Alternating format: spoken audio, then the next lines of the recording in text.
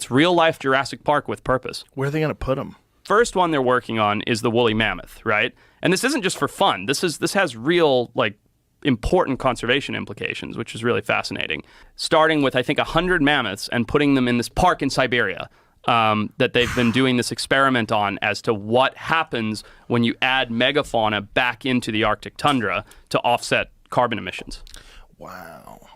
And so they're using what DNA? They're using elephant DNA and mixing it with something else? Indian elephant is the closest living relative to the woolly mammoth. And what does an Indian elephant look like? Is it similar to an elephant? Yeah, it's a smaller, so African elephants are bigger. They have the really big ears. Right. Indian elephants are typically the ones you'd see at the circus, with the pink in the ears, the smaller triangular shaped ears. And they're using CRISPR technology and they're using existing mammoth DNA and they're making an embryo and then they're implanting it into the Indian elephant, and 22 months later, an Indian elephant's gestation period, she will give birth to a mammoth. A real mammoth? A real mammoth. So it's not like a hybrid? If you imagine the DNA of an animal, right? And then you imagine the fragments that are broken out of it, right? What they're doing is they're taking that DNA and all those pieces that are missing from the mammoth, they're putting in Indian elephant pieces. So you end up with an animal that is physically and morphologically identical to a mammoth, but has used all of the DNA from the closest living relatives in order to get there. Phew. This process, how long does this take? So I think they've been going for about 5 years on the science, but the science of de-extinction and cloning, I mean, you remember Dolly the sheep, right? That was like a known thing. So that's been going on for a long time. Well, you can get your cat cloned. Exactly. Or your dog cloned. Exactly. For like 20 grand, you can clone your dog. Yeah. So the science has been there for a while.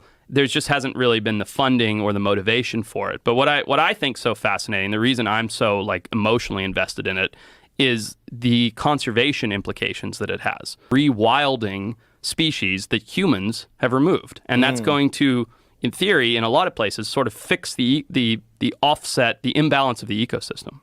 That's interesting. There's a lot of debate about whether or not humans killed off the woolly mammoth, though, isn't there? I think there is, yeah. So the Arctic used to be like the savannas of Africa. It used to be big grasslands, right? It wasn't all covered in trees and things. And that's a recent adaptation since the mammoths went away 10, 20,000 years ago. And so that's what's happened is the permafrost up there is melting pretty rapidly, right? Underneath that permafrost is like 1.5 trillion tons of carbon. And once that carbon enters the atmosphere, it heats things up like crazy. So once we removed all the megafauna from the Arctic through hunting or maybe other means, regardless, the Arctic got warmer. The Siberia and Alaska got warmer, and so slowly we're getting more and more carbon emissions from up there. But by putting these animals back, and I just love the idea of going up to the Arctic and it looking like the African savanna, right, with all of these incredible animals. By putting these animals back, it in theory will make the Arctic colder, slow down the melting of the permafrost, which will in turn trap the carbon for longer in the ground. So they're going to start with the woolly mammoth. Yeah.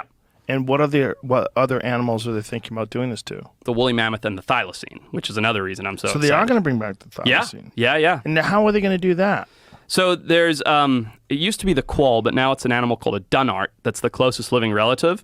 And so, thylacines were around pretty recently, right? I mean, we're just looking at video of one. Yeah. So they have really good DNA from the thylacine, and then they're going to use the existing DNA from a dunnart, which is a very small marsupial, put them together, remake the thylacine. Isn't it crazy we're living in this time? Yeah, it sounds like a horror movie. But it's so insane. Like, even 3 years ago, if you're like, hey, we're bringing animals back, we're going to put mammoths back in the Arctic, you're like, shut up. Like, go put on your tinfoil hat. Like, it's happening. It's when so are they crazy. projecting the first woolly mammoth will be launched? 2024.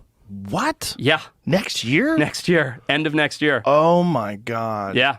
It'll be fascinating. Are they going to do saber-toothed tigers? I hope so. No, I don't know. Shit, I don't know. That would be incredible. What a wild animal those must have been to look at. Saber-tooths? Giant teeth. Yeah. Like literally hang out of their mouth.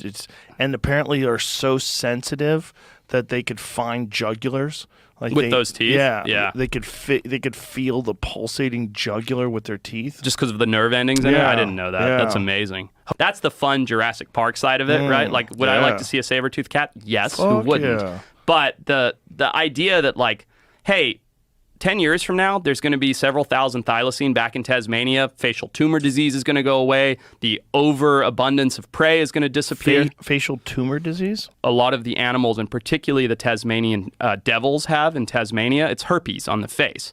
But it comes from an overabundance of prey because the alpha predator, the thylacine, has been knocked out. So, but anyway, I'm just excited because it's like, it's crazy. It seems like we live in an alternate universe where these things are real now, which is just so crazy compared to a few years ago.